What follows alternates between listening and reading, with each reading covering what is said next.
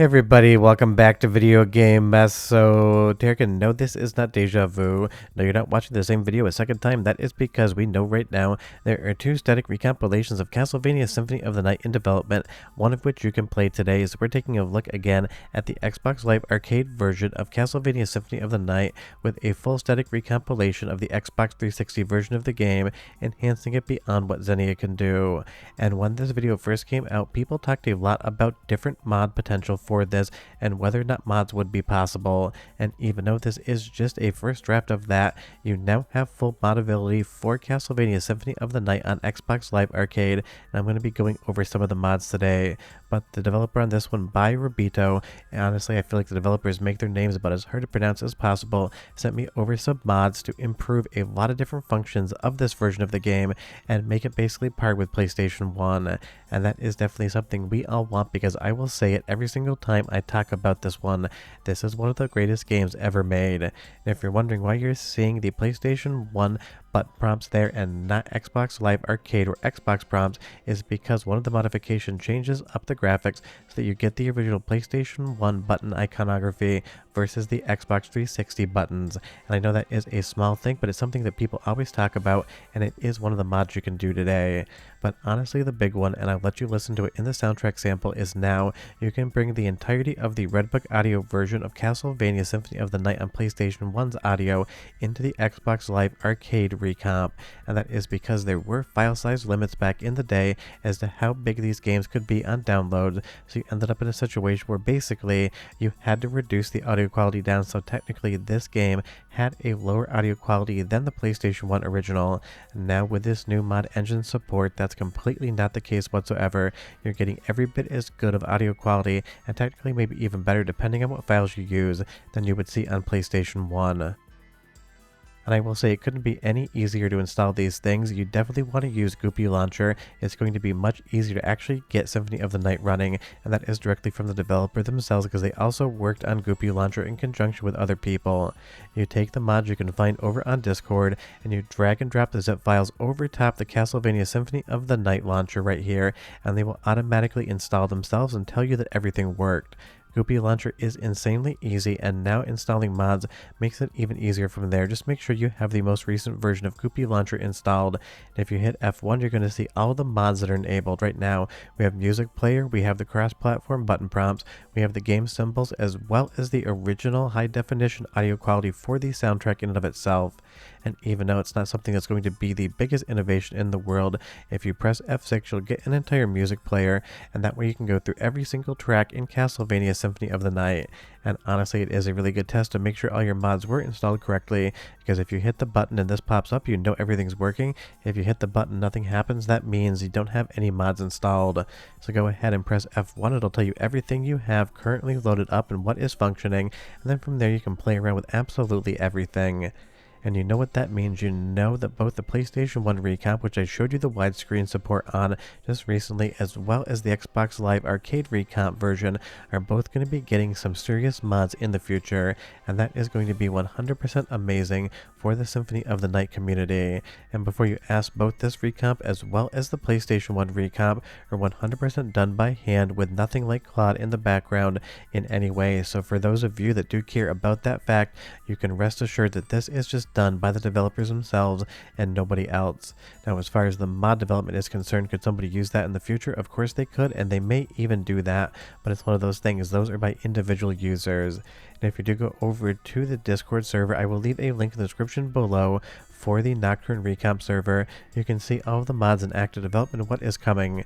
Just remember, every single time I recommend you guys go somewhere, be polite, be friendly, don't make it seem like people are popping over from my channel and demanding things that aren't done yet.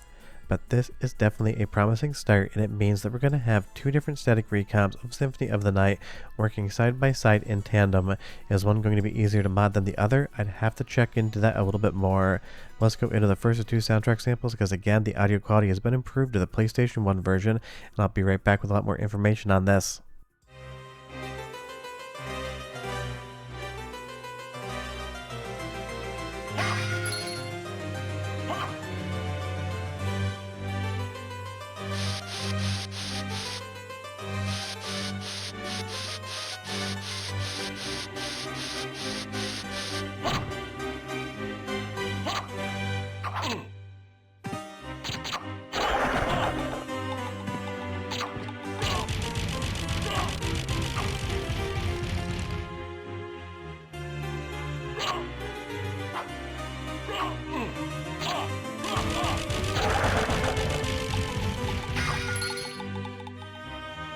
My favorite piece of Castlevania music ever made, working perfectly here in the actual Xbox Live Arcade recomp with the PlayStation 1 audio quality and all of the different PlayStation 1 icons. You can kind of feel like you're about as close to playing the PlayStation 1 version as you can get.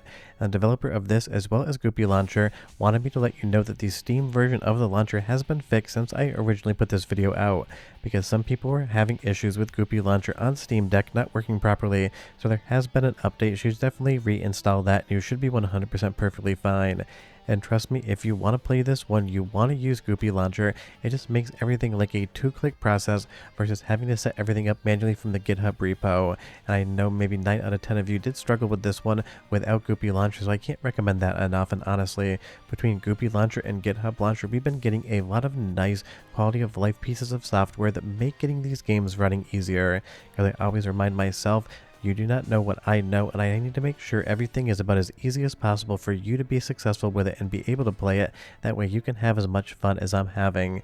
And one of my friends who loves Symphony of the Night played through this from start to finish while I was on air quotes vacation. I just keep saying that because it wasn't really a vacation at all. It was a trip back east to help out with my father-in-law, as his health's been a little bit rough lately, and he was able to get all the way through the inverted castle, beat the game, see the credit scroll, and do anything he kind of wanted in it.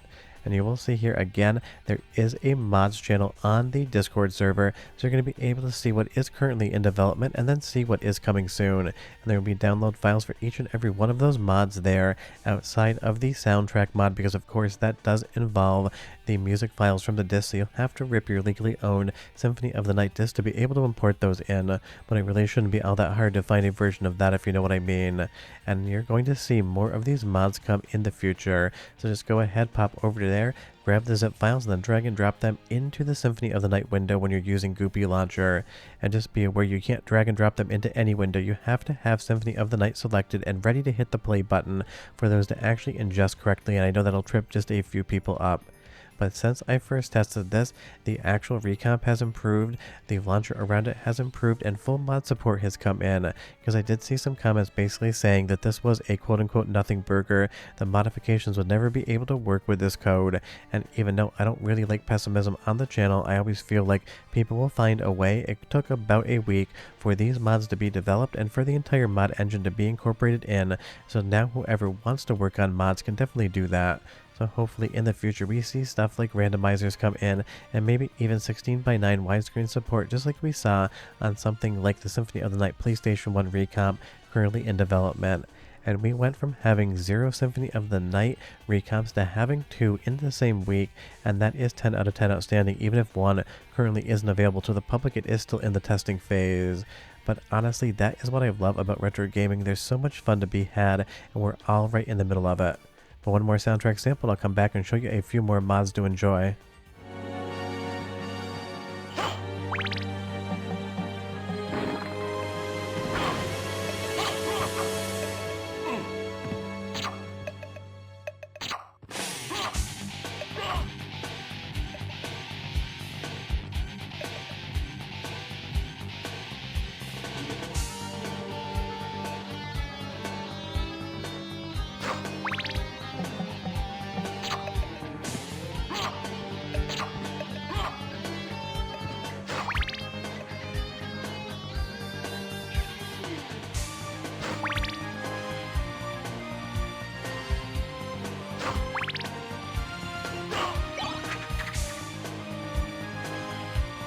So yeah, obviously the biggest improvement here is going to be that new soundtrack with all of the PlayStation 1 audio quality tracks versus the reduced quality bitrate that we got on Xbox Live Arcade. And I'm sure you're going to see a metric ton more mods come. And it's one of those things, if you see comments or you see people saying that this is a quote-unquote waste of time or that it isn't going to be moddable, just wait a week or two and find out what happens.